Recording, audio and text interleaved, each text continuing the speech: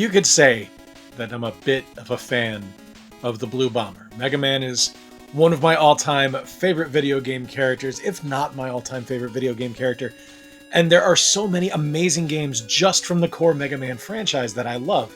But it's pretty cool that the industry also loves the Blue Bomber and that they think Mega Man is wonderful. And there are so many amazing Mega Man-like games out there that I wanted to share some of my favorites with you today. What's going on, everybody? I'm Jay. Welcome to Square Pegs.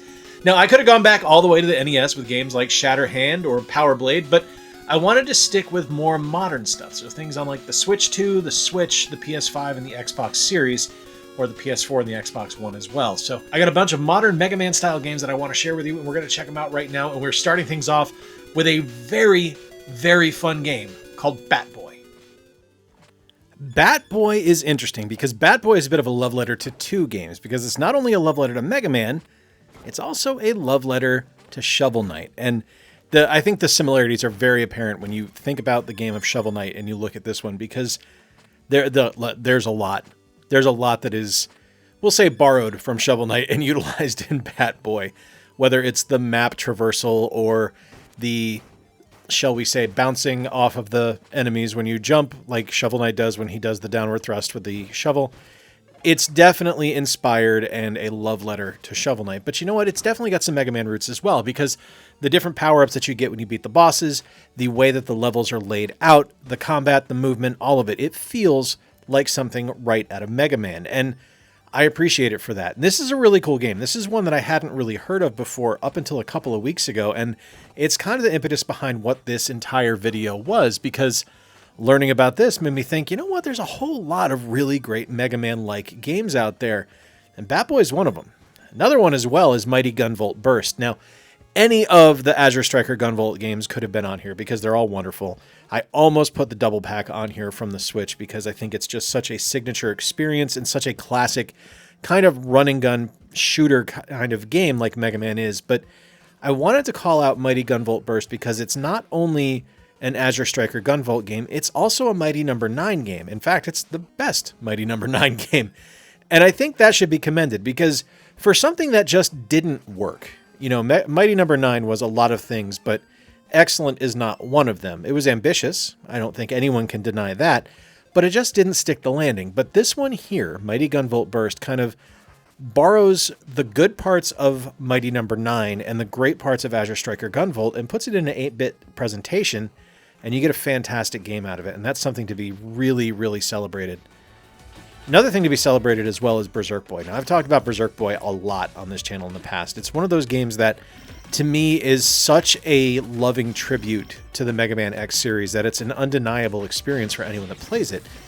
I know Chris from formerly Game Dad, now just his name, is a huge fan of this game and was absolutely blown away by it, as is my friend John from Vidicong's Quest. It's one of those games that's just, you can see the inspiration of what Mega Man X did for this game, because it borrows heavily, but it does it as tribute. It doesn't do it as theft. It's just kind of giving that signature style while putting its own twist on things. And Berserk Boy has become its own franchise now, and it's a wonderful franchise of games, and just the gameplay itself in this alone is worth trying out if you haven't done so. It's absolutely wonderful. 30XDX is another game. This is actually part of a series as well, kind of like Berserk Boy, where you have 20XDX and 30XDX, and these are just classic run-and-gun shooters. These are about as close to a one-to-one Mega Man correlation as you're going to be able to get. It's a really solid title, a really fun game, and something that I have really enjoyed, and I think it's good for people that like to do speedruns and stuff like that. It's got a lot of really good gameplay elements in it, and definitely something that's really fun. And I don't hear a whole lot of people talk about it, but I think if you played it, you'd probably really enjoy it, especially if you do like Mega Man.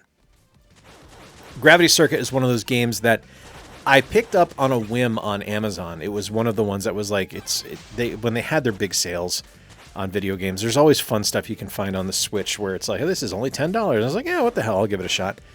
And it's something that just is a fantastic retro style title that just works so incredibly well. I absolutely love it. It's a super fun game with a great graphical look and some fantastic sound and just some killer gameplay elements involved here. If you have played classic games on the Super Nintendo and on the NES, this is going to be very familiar too, because it doesn't really go outside of that too much, but what it does by having its own kind of signature experience on there, it does incredibly well. It's a really lovely game, really fun to play, and it's frequently on sale on Amazon. So if you're looking to add this as a physical collection, please do so. Next up is Panzer Paladin, and this is one that I think might stretch the definition of being a Mega Man-like, but I do want to call it out because I think it's so clever in the way that it kind of handles power-ups and weapon upgrades. Because you find weapon upgrades and you find different power-ups as you play, and you're able to kind of attach them to your bot as you go, and I think that's pretty cool. Like, there's experiences where you can get a hockey stick and use that as your sword. You can also get like a lightsaber and stuff like that. There's all kinds of stuff you can do to upgrade your character, and one of the really clever things that I really like about this is that as you play through the levels, you're going to need to unlock different parts of the level as you go, and to do so, you need to have a weapon that you can put into the like power area to kind of power the door to open it up. So you're not able to just hold on to weapons you really like. Now you can kind of pick and choose, and you can cycle through which weapon you want to use as a lock, but eventually you're going to be down to only a couple of weapons, and you're going to have to make the Sophie's choice of which one is going to be the most helpful for you going forward, and you're going to have to sacrifice something to keep moving forward, and I really like this one. The look is great, and the gameplay is wonderful, and it's just a really, really solid title. This one, I don't really think needs an introduction. This is Shovel Knight. Shovel Knight is one of the greatest video games of all time. One of the single best independent titles ever released. Absolutely one of the greatest Kickstarter experiences ever. And just something that landed every single thing it tried to do. The gameplay in Shovel Knight can't be topped. The actual design of the game and the music and the lore of the title is unbelievable. The spin-offs of the series has been fantastic. It's legitimately one of my favorite video game franchises now. And it is a love letter to Mega Man. There's so much stuff that is just inspired by that franchise and ties into what Mega Man did successfully that makes Shovel Knight a wonderful game. It's such a great experience, and just what a beautiful, beautiful love letter to just game development that Yacht Club Games does, right? They do everything with the consumer and the fan in mind. Like, everything that they release, everything they say they're going to release, in fact, they do release. They don't cut corners. They don't take shortcuts. They give you the best possible gaming experience there is, and Shovel Knight is one of the greatest of all time. Now, admittedly, I am not the biggest AVGN fan. I don't like really getting yelled at in videos. I like to enjoy things that are a little bit more chill, a little bit more calm, but I cannot deny the fact that the dude knows how to license a game. He makes some amazing video games with his license on them, and the AVGN 8-bit version that came out on the Switch last year is ridiculously good, and 1000% a Mega Man clone, just with a lot more swearing and aggression. It's a really, really solid title, and something that I really do enjoy, and I didn't expect to, because, again, like, I'm not the biggest fan of his videos, but it's something where I really like the games that he puts out, and I think he's got a great mind for the industry. I just don't really get into the presentation, and that's fine. He probably doesn't get into mine either, and that's totally cool. But I love his video game. It's super hard. It's very, very challenging, but it's so rewarding as well, because when you get through a spot that you were stuck in, it's such a fantastic feeling, and you feel a true sense of accomplishment and triumph as you go forward. It's a really, really wonderful experience, and I'm so kind of tickled that this is something that so many people know about and so many people enjoy, because, I mean, at the end of the day, he's a YouTuber, but what he does is make people enjoy games and show people games that they might not experience otherwise. And this is a great example of the things that he loves becoming art imitating life, I guess is the best way to put it.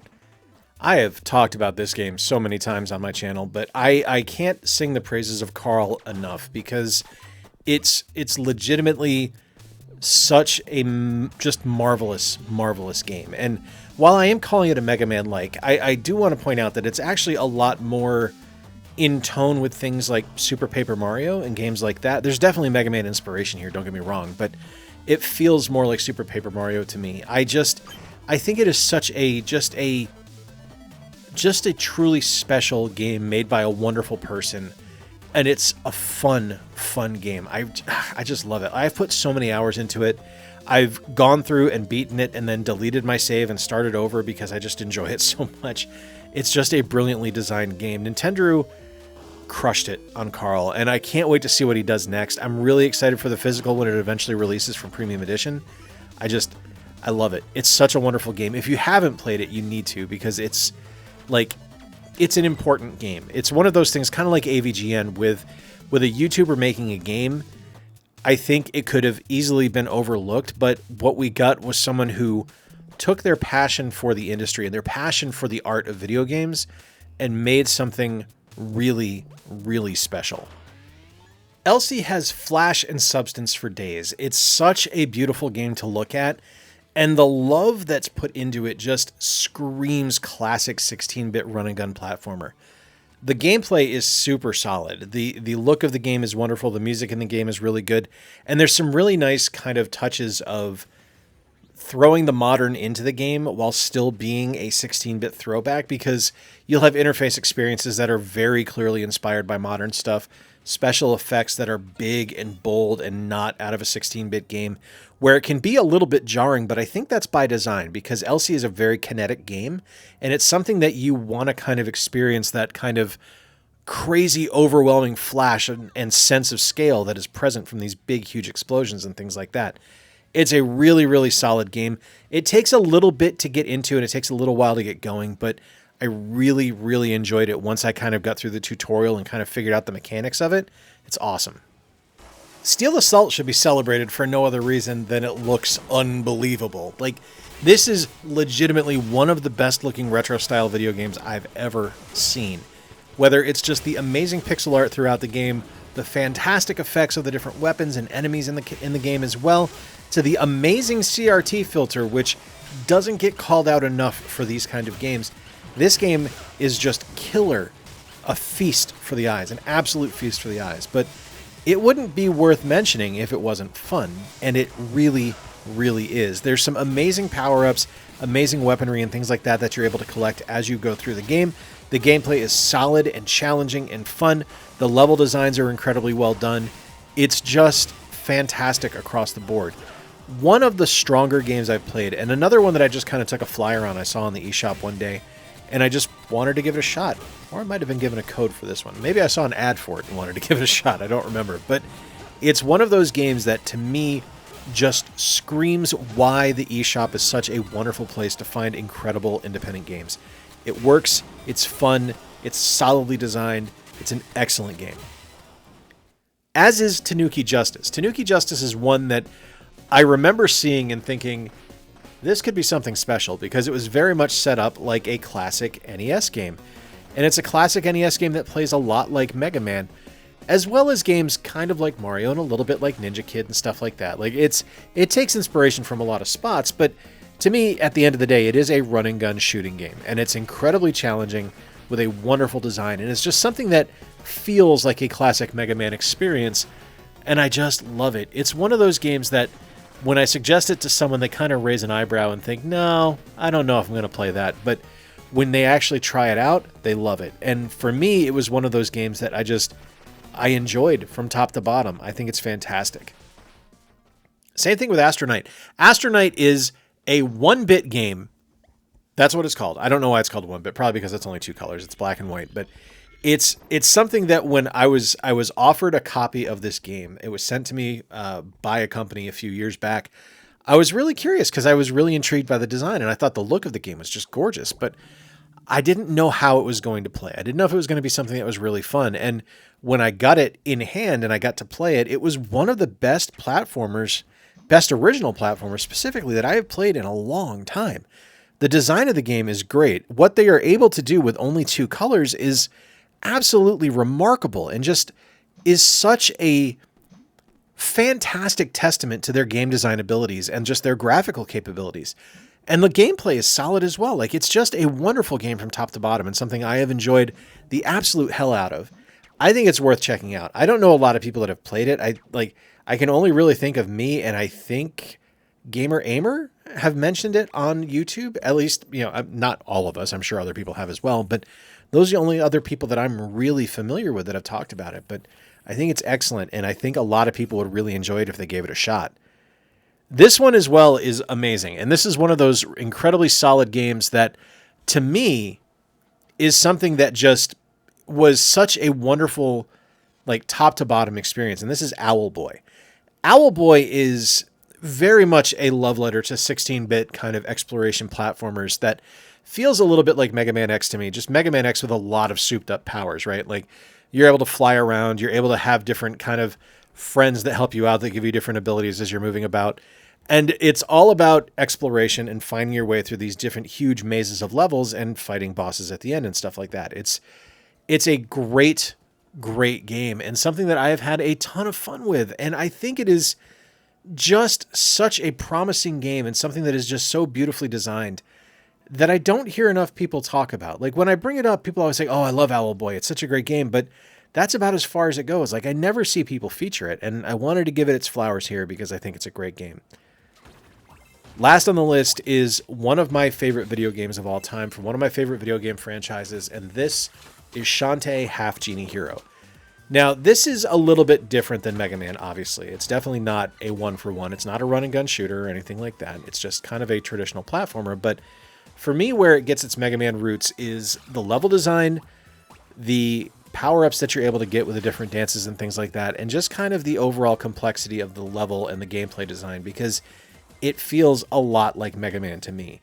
Now, an argument can be made that this is just a brand new kind of platformer and it's nothing like anything before, and you're probably right. But to me, there's definitely inspiration taken here from Mega Man and kind of given back by making Shantae such an approachable series and such a wonderful video game franchise. Half Genie Hero is probably my favorite. I think there's a lot of great ones out there, like Shantae and the Pirate's Curse, I think, is wonderful as well, which actually, if I'm really sitting and thinking about it, I think that's probably my favorite. And the newest release in the franchise, Shantae Advance, is also wonderful. You can't go wrong with any of them. The first one's really difficult, but it's also rewarding, much like other games on this list, where it's hard, but the further you go and the more you're able to do, the better you feel as you play. It's just a wonderful franchise and a wonderful series of video games that I absolutely love. There you have it. A bunch of modern Mega Man games that I think are fantastic, wonderful titles that really scratch that Mega Man itch. Now, we do live in a world now where it is possible to play the majority of Mega Man games on modern consoles with the Capcom Legacy Collections, and I think that is a great way to do it, but sometimes you just want to try something a little bit different. And without games like Mega Man, we wouldn't have stuff like Shovel Knight, like Shantae, like the brilliant Bat-Boy, like Tanuki Justice. Those games are loving tributes to the classic franchise of Mega Man. Let me know in the comments down below your favorite Mega Man-like game from modern consoles. I would love to hear from you. If you enjoyed today's video, give it a big thumbs up. I would really appreciate it. The engagement helps the channel out a ton. If you really enjoyed this video, I do a couple of videos a week and I do stuff like this all the time. Please consider subscribing. We're almost at 20,000 subs. I'd love to have you be here for that. And until next time, remember to play more games, stay square, and take care, or you will be cursed.